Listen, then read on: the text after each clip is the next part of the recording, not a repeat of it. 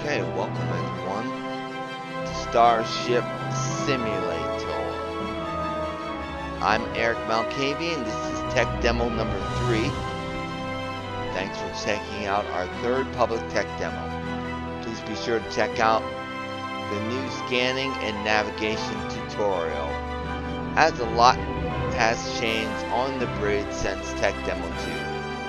As always, this is a pre-alpha test build, so expect bugs and incomplete features. We encourage players to use F1 to report any bugs they do come across so that we can get them fixed ASAP.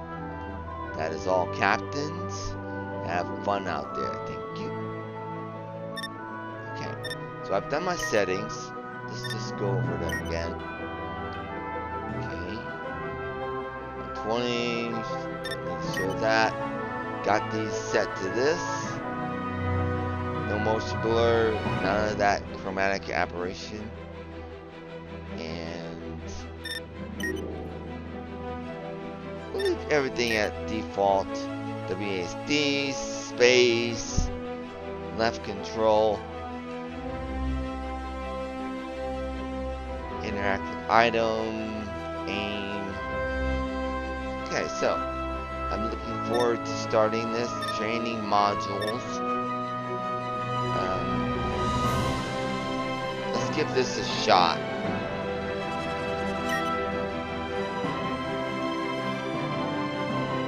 Scanning and navigation.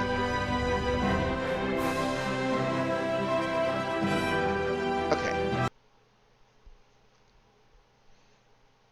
Instructing Magellan class. Warning game claims flashing lights. Right.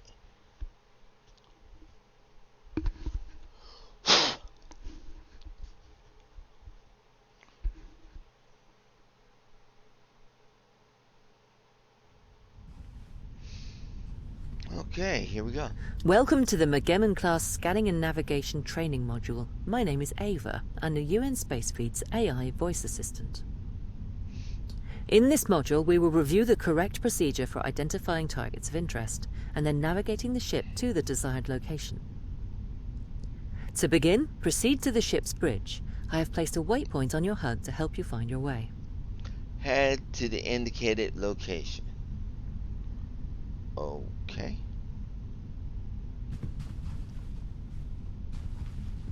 Alright, seem to be moving a little bit quick. For now, we'll go with it. Welcome to the bridge. This is the ship's nerve center, where you have command and control over any ship system. Right now, we're interested in the science station, so make your way over to that console and take a seat.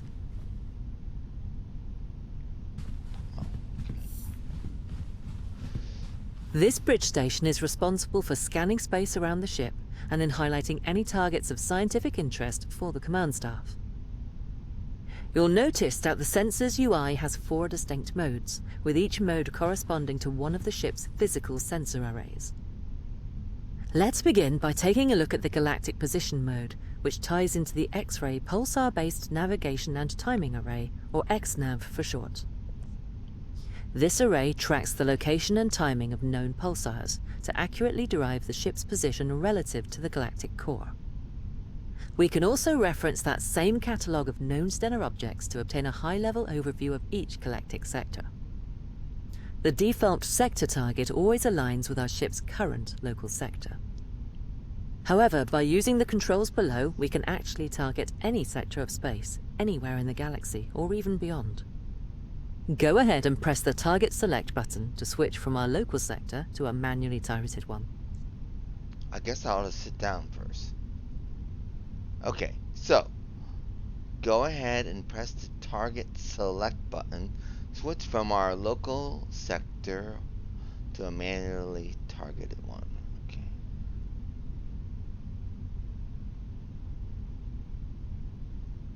You'll notice that the sector information has now updated to reflect the change of sector target. Okay. While this is only a high-level overview of a given sector, the data can still be useful when deciding where to explore next. Okay. And then finally, we have some simple display controls for refining your view of the galactic map.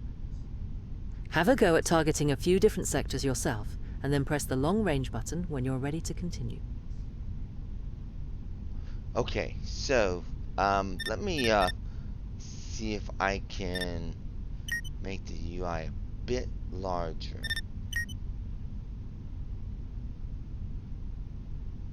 Visual deficiency type. No. This is just for colorblind. This. What about camera zoom amount? Okay, correction strength. Alright, so have a go at targeting a few different sectors yourself and then press long range. Okay, I guess we're not doing that right now. Well, maybe we are. Manual sector. Display range.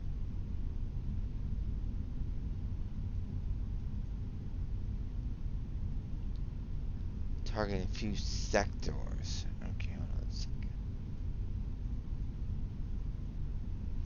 100,000 light years. Wow. Okay, so we have sectors here. Target sector.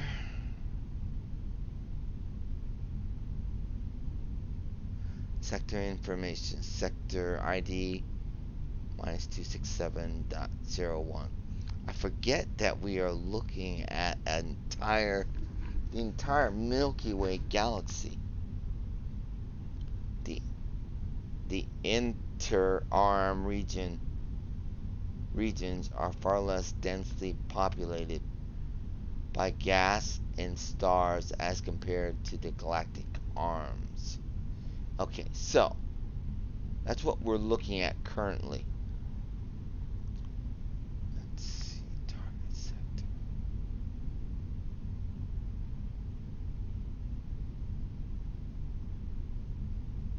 Manual selector.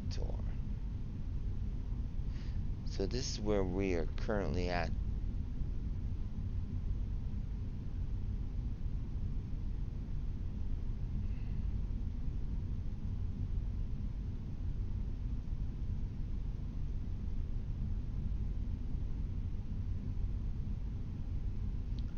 I don't see that actually moving.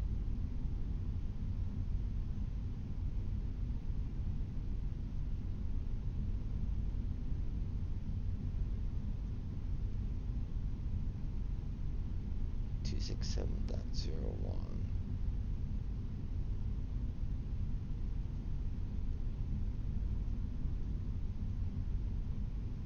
I believe that's where we're at. Okay, so this is where our ship is at.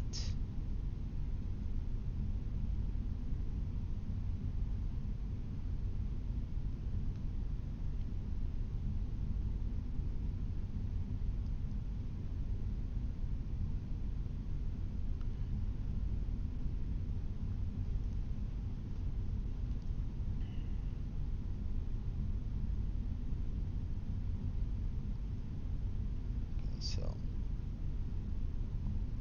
I believe the large number is what actually changes a much broader.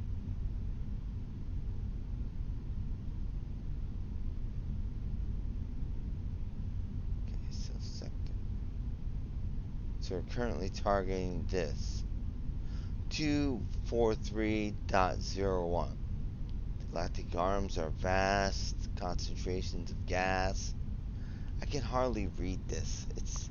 I'm playing on a 48-inch OLED and the print is kind of small. So forgive me if I'm kind of stuttering. It's not intentional. Okay. The galactic arms are curved concentrations of gas, dust, and stars that extend from the central bulge outwards in a spiral structure. Okay. They are a distinctive feature of spiral galaxies like our Milky Way. Galactic arms contain more dense interstellar matter, which leads to increased star formation. So the population of young blue stars in stellar nurseries is higher in the arms than the intervening regions. So here's the known objects here. There are 2,129 Class M planets, I assume. Yeah, I assume that's Class M stars. Okay, so let's see here now. Let's go to long range. The long-range mode employs the ship's Space-Time Curvature Mass Inferencer, or SCMI array for short. As the name suggests, the SCMI array infers the location and mass of celestial objects by detecting localized changes in the curvature of spacetime. While operating in passive mode, the array detects the largest sources of spacetime curvature within a 50 light-year radius of the target location. Typically, these will be star systems, but the array is also capable of detecting much smaller objects within a few light-years, such as rogue planets. And as with the XNav array, the default target location is the ship's current galactic coordinates. This will update automatically and refresh the target list as you travel across the galaxy, but you can toggle that behavior on and off using the Auto Refresh button. And again, we can also manually target any sector of space in an effort to find distant targets of interest. Just be aware that the SCMI array has a maximum active range of 2,000 light-years, beyond which it can only resolve the most massive of objects. That's insane. And on the subject of active scans, let's take a more detailed look at a nearby star system. Go ahead and select the Alpha Centauri system, our closest stellar neighbor. Oh, I want to go to Wolf 359 and see if the battle's still going on there. Okay, so very interesting. This is very scientific. I like it. Alright, so select the Alpha Centauri system. A basic overview of that system is generated on the right-hand side, and the displayed information will expand over time as more detailed scans are performed. Now go ahead and click the Align to Target button to focus the SCMI array on this specific location in space. Okay.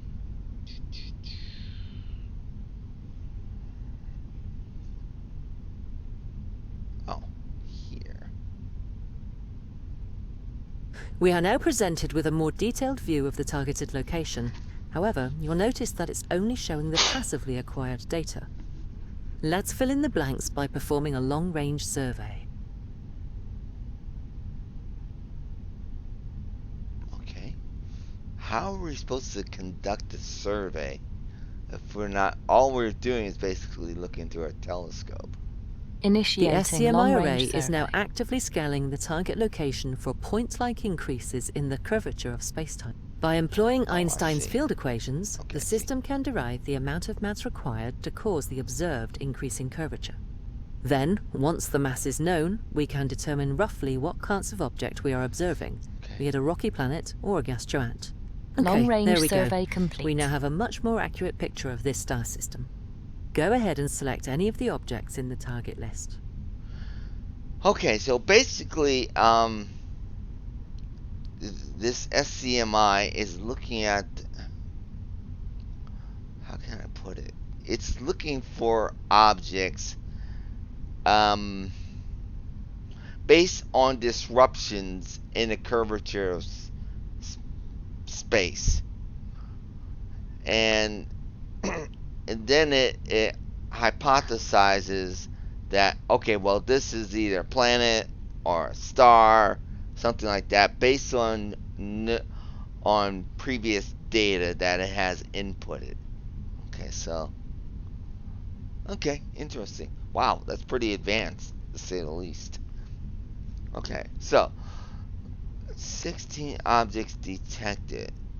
All right, So according to that SEMI, that survey that we did, this is what it says is there.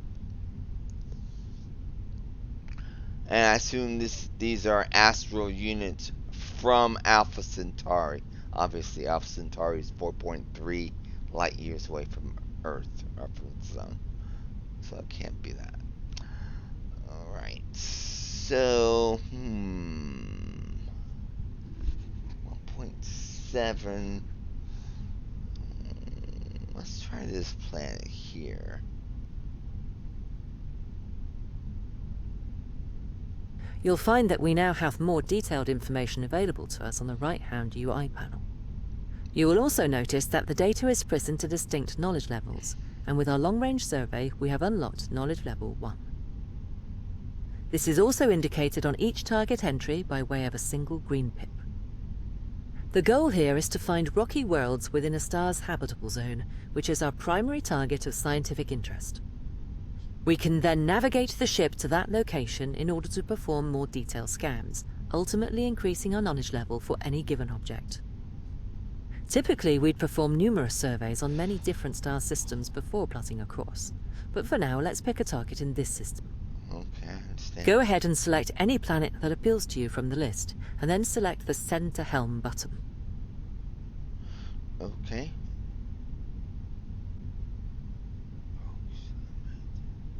Hill radius.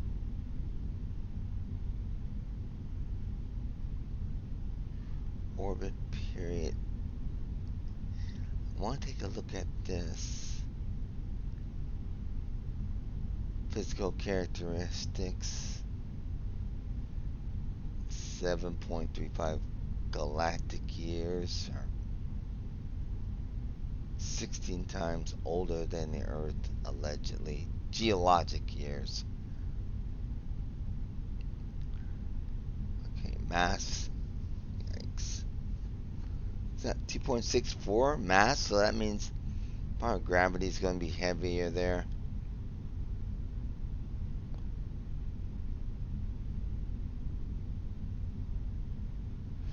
Gravity. Oh man, that sucks. Look at that gravity. 18. Yeah, that's not possible for us. Escape velocity necessary 16 kilometers per second. Alright, well, that's not a fun planet. It's just way too let's see. Have we been able to hypothesize? Yeah, we don't have any atmospheric data. Alright, we might as well start there.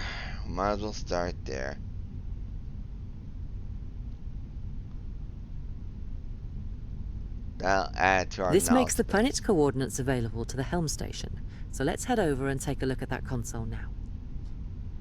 Alright, so let's get up. Head to that station now. Okay, F to rise up. We'll begin by taking a quick look at the various screens available to the helm. The left-hand display is dedicated to navigation and shows both the ship's current galactic position along with its target estimation coordinates. The central display deals with the flight controls themselves, including the FTL system, sublight engines, and the reaction control thrusters.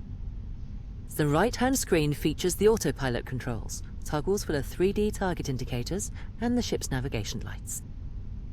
Okay, let's retrieve the target information from the sensors by pressing the Use Sensor Target button on the navigation panel. Your target's coordinates should now be displayed in this box, which represents your current nav target.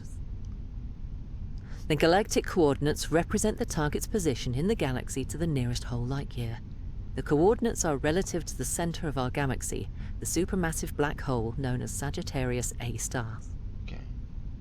The local coordinates represent the target's position within a star system. The coordinates are relative to the system's center of gravity, which is usually a star or the barycenter in multi-star systems. While it is possible to fly the ship manually to any location in the galaxy, let's engage the autopilot for now so that I can take care of that for you. go ahead and press the highlighting button on the right-hand screen. Wow. That was a lot of data that she just sent me.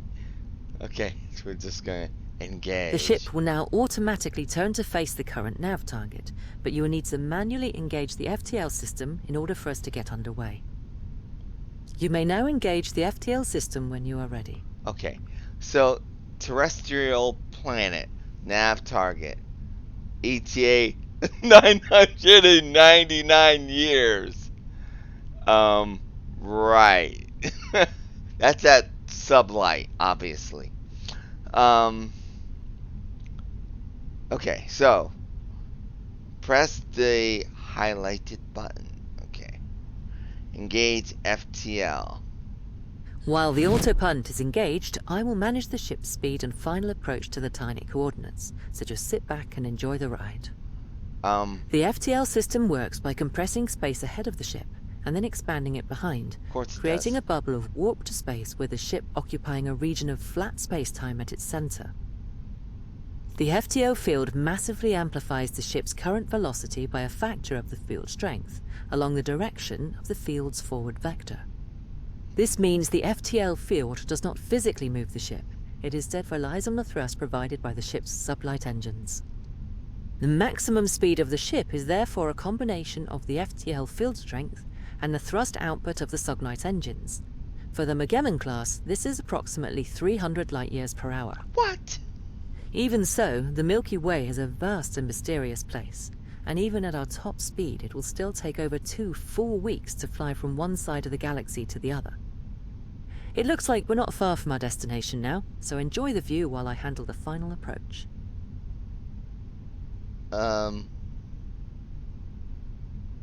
You said we're moving at 300 light years per hour.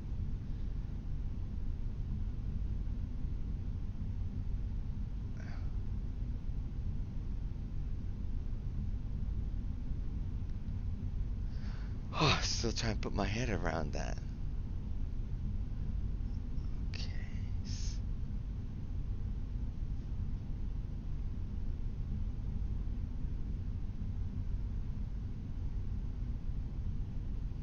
Obviously, this is not glass. Yeah, obviously not.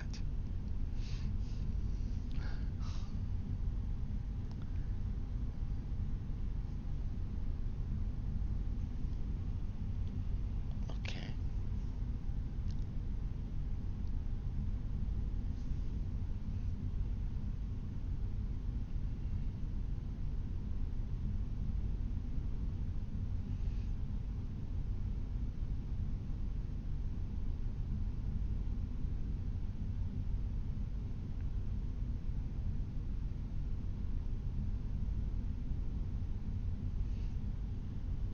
Looks like we're not far from a destination. Okay, here we are. You are now looking at an entirely new world, bathed in the light of another star. At this distance, our home is now just another point of light in the vast darkness of space. Does life exist here? What new things can we discover on this world? These are the questions that this ship was designed to answer. Let's head back to the sensor station, and we'll see if we can answer some of those questions now. Okay, great.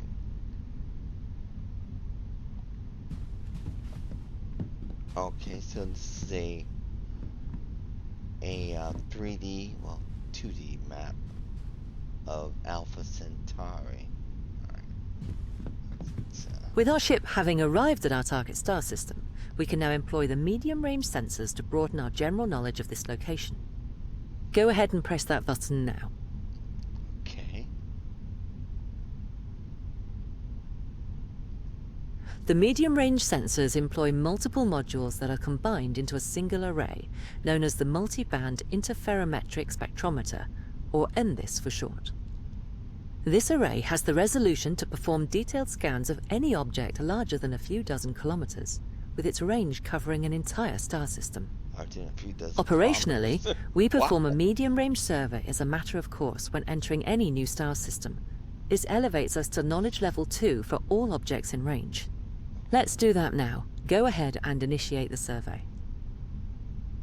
Okay, so we're currently using medium range for our sensors. Sensor range is 6. Really? Wow, is that far? 63 astro units. Astronomical units. Display order. Okay. Initiate survey. Just as with the long-range survey, the MBIS array works outward from the central star, targeting each detective object in turn. It uses a combination of interferometry and spectroscopy to determine the precise nature and class of all system objects, including their atmospheric composition. Okay, let's wait for the survey to complete. Interferometry. There we go. You'll notice that we are now showing 2 green pips on each of the objects in this system. And on the right-hand side, you'll find that we have now generated the Knowledge Level 2 data. Right. At this point, we've performed enough analysis to determine the true nature of each planet, and more importantly, whether or not we've discovered an Earth analog. But what about life, or signs of civilization, past or present? For that, we're going to need a short-range scan. Right. Go ahead and switch to the short-range mode. Actually, I should do analysis on what I first see, shouldn't I? Because if I look through this, I can find a more... Well, we'll stick with the tutorial. But I would like to focus on a more viable planet, because this planet, that planet I selected, just way too high of a gravitational.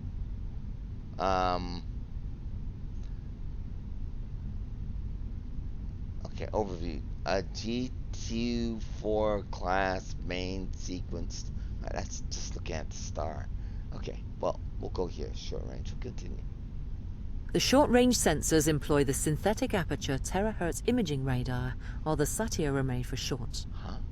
This device fields a high-resolution Vloxenized tomographic image of its target, and then performs detailed spectral analysis on each individual data point.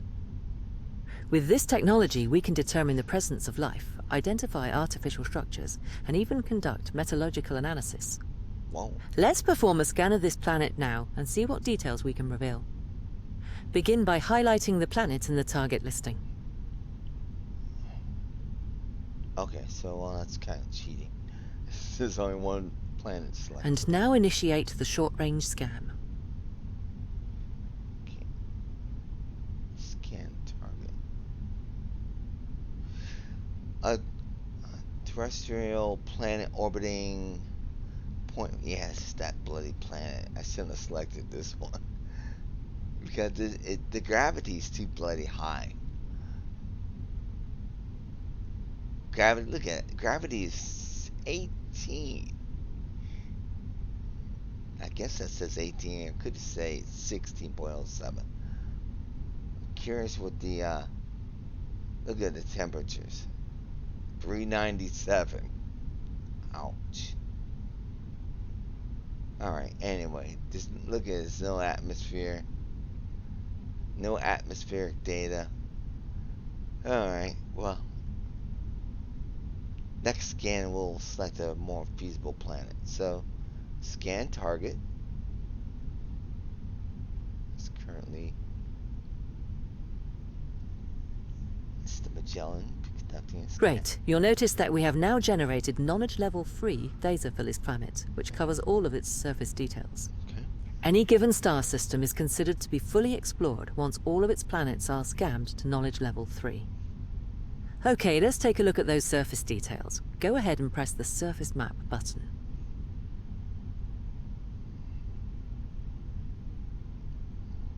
From here, we can enable or disable various data overlays depending on our current area of scientific interest. The first overlay is fairly self-explanatory. It simply displays the planet's cloud layers.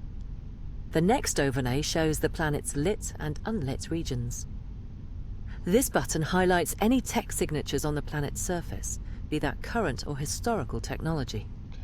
And then we have life signatures, which can be anything from simple bacteria to complex life forms. Yeah, we're not finding anything. You are now armed with the knowledge and skill required to head out into the unknown depths of our galaxy, to conduct scientific research and discover its mysteries.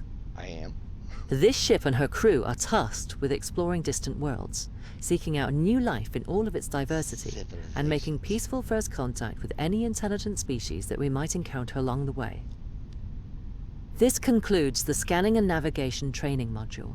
You are free to continue exploring if you wish, but please be aware that your progress will not be saved. Thank you, and goodbye. That's no fun, Ava. Okay, but I do want to, I'm not really interested in this planet, but we will continue taking a look utilizing the data. So let's turn off the day and night terminator. Alright. So here's the cloud cover. I wonder if I can rotate this. Let's get up. I believe I can walk up, and this is a 3D model. So currently I'm looking at cloud cover.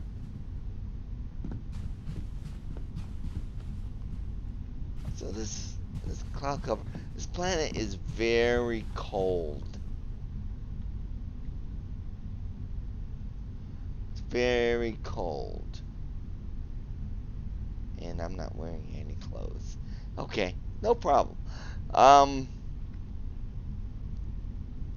Now, day and night terminator. I don't know how useful that will be for me right now.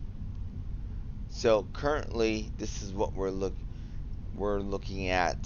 What side is on the daylight side? What side is on the night side? Okay, understood.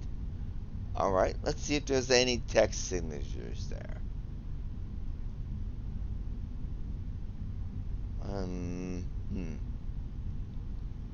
Let's close the cloud coverage.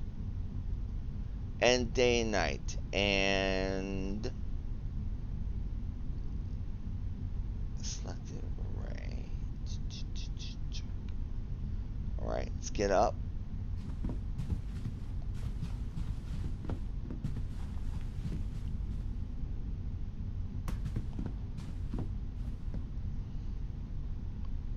I don't see any signatures. Okay, no problem. So, let's select a different planet. Because as I said, I don't think this is a real good candidate. Let's go back to medium range.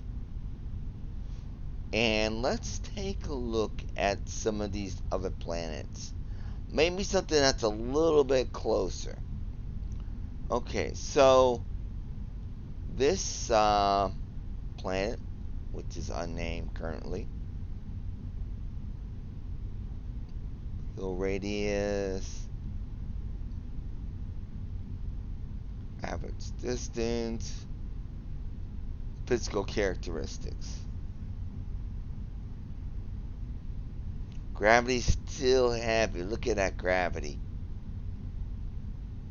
Actually, oh, hold on a second. Look at that gravity. 0.8 of Earth. Okay, what's the, oh. Is that the actual temperature? Average temperature. Well,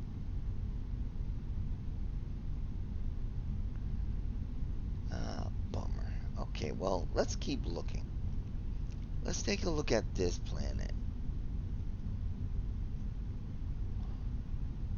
Okay, so this planet's gravity is extremely heavy. Atmosphere is significant.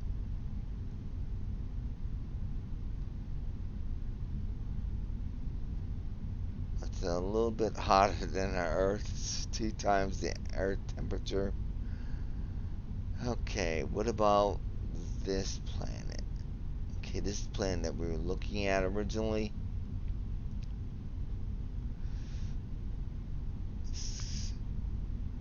Okay, gravity's not too bad there.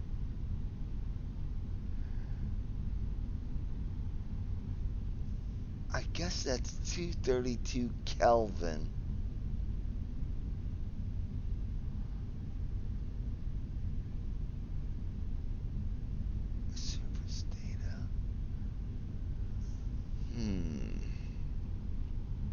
keep looking.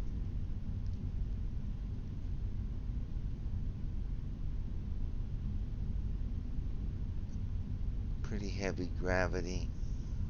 Okay, let's keep looking. I want to find a good planet that I think, you know, is within human survivable. 74. It's a little bit cold, but maybe, unfortunately, in the atmosphere, it's not detecting anything. Let's take a look at that planet.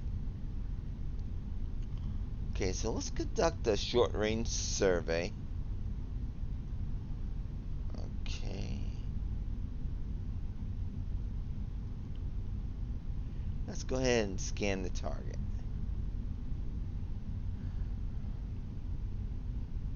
We'll see what we see.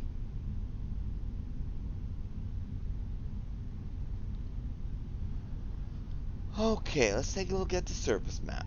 Doesn't seem to be a whole lot of data. Okay, now, first of all, let's turn cloud cover.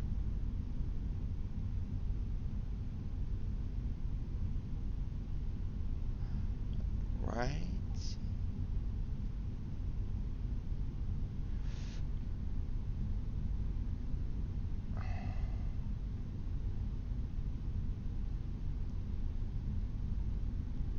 All these planets are pretty much the same.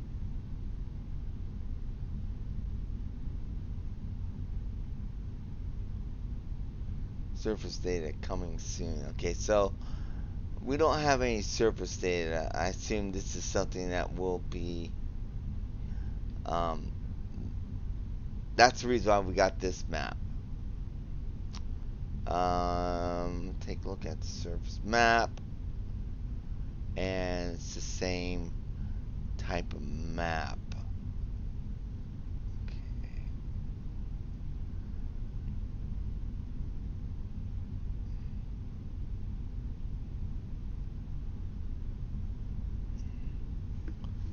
And I wonder if this is actually accurate, the atmosphere data, because they're not picking up any of these gases on any of the planets as far as I could see. Because I went through all of the planets. Okay, so we'll start there. There's none of those gases, none of those noble gases there.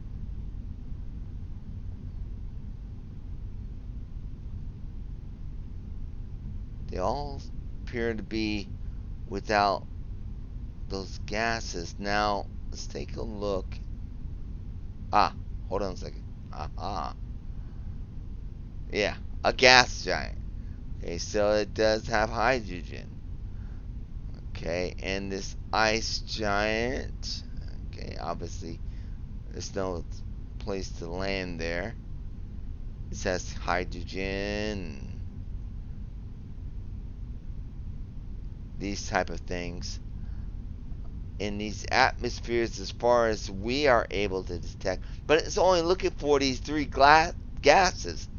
So even with our knowledge level of 3, we are not looking for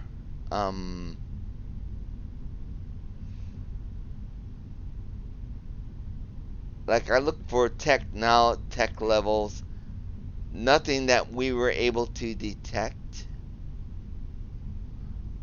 Alright, let's take a look at short range.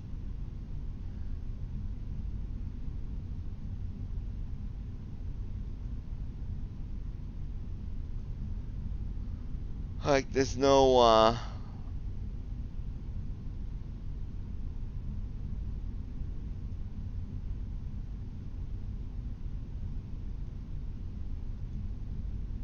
now it could be that this has just not been implemented and it's more just testing out. So the information may just not be available yet within the beta, within the beta testing. Tech demo. Alright, so that was interesting, though. I did want to do that and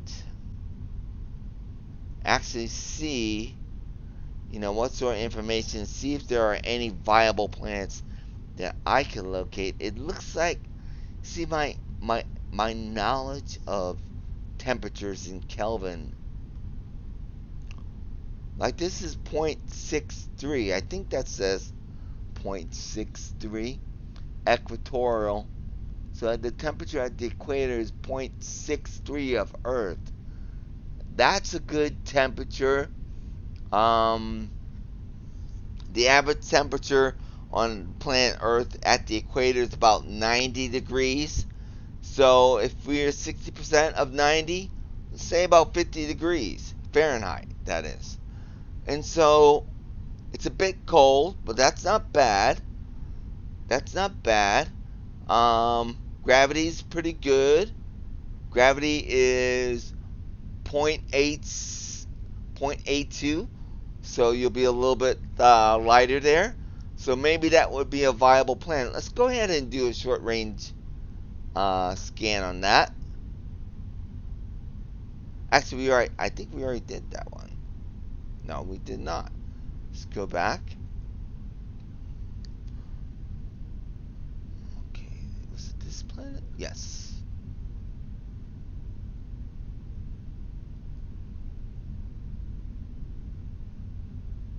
Okay, well, I didn't need to do a medium. Let's abort that survey. We don't need that. What I need is this short range.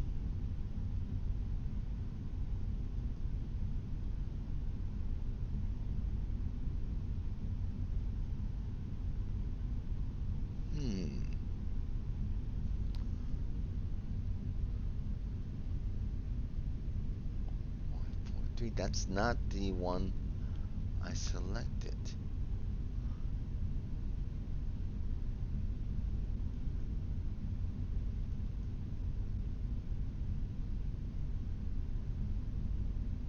Okay. This is the one I want to select.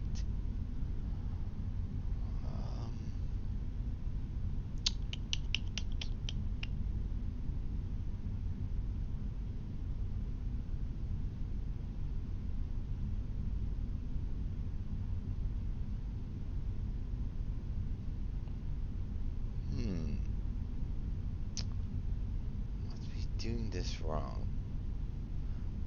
So what happens?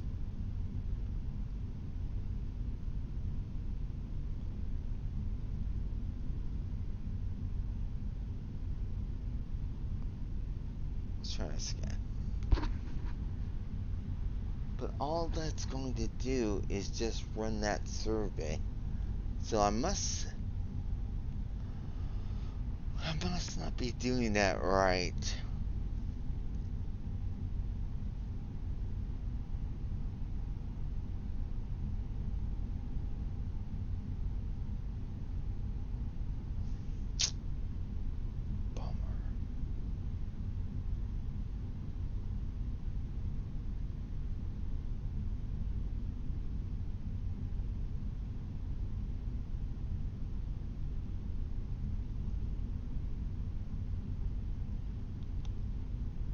Target to range.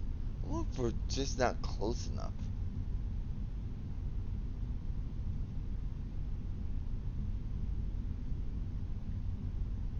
Are we just not in range?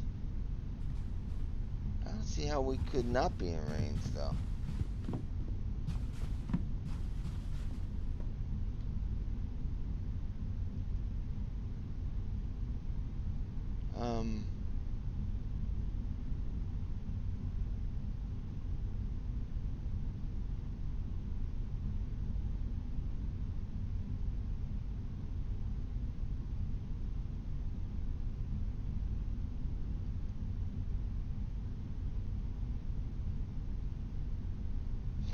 Probably shouldn't. shouldn't do that. I wonder... That's why. Oh, I see. That's why. We are not within range of our short-range sensors. We're at this planet. Okay. Well, I guess I'm the captain, so let's engage FTL. This is...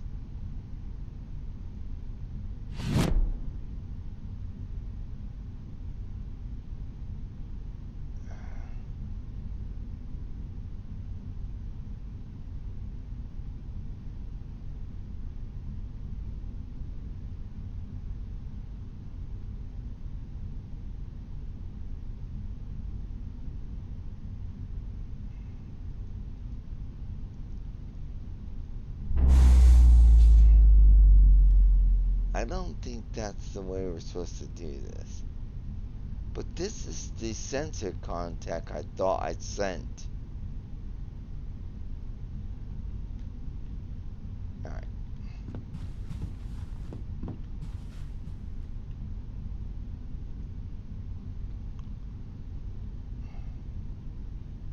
Yeah. So, I'm pretty sure that's why we can't,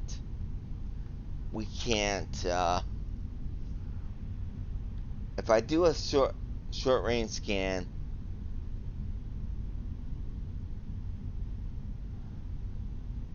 all I can target terrains. Yeah, this is it. So that's the problem. Okay, I'm pretty sure that's the problem. Alright, so bugger. And I don't know how to fly the ship. So let's I guess we'll get up and leave. Because I don't know how to fly the ship. And I'm not even sure what I would be doing in the command chair. So let's take a look out the window. Yeah, unfortunately, this planet is a very much a bust. But yeah, I got to use my brain. I really enjoyed that. So let's go ahead and leave the bridge. Work in progress to the armory. Wow. Let's take a look around. Conference room. Looks beautiful. I mean, it's beautifully modeled. Obviously, here's the XO's office. I am not the XO. I'm very hesitant about going into any of these areas because obviously I don't know my position on this ship. It's just old military habits. Okay, so let's go out. So that was the navigation tutorial.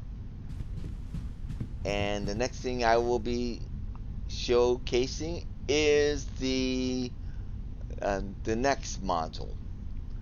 And the next module is emergency teleport. Okay. We'll be going to the next module. Okay. We have a training module. Engineering, cold start sequence. Okay. I will be back shortly with that. I'm Erik Malkavian, and this has been Starship Simulator, the pre-alpha tech demo number 3. Thanks for watching. Take care and goodbye.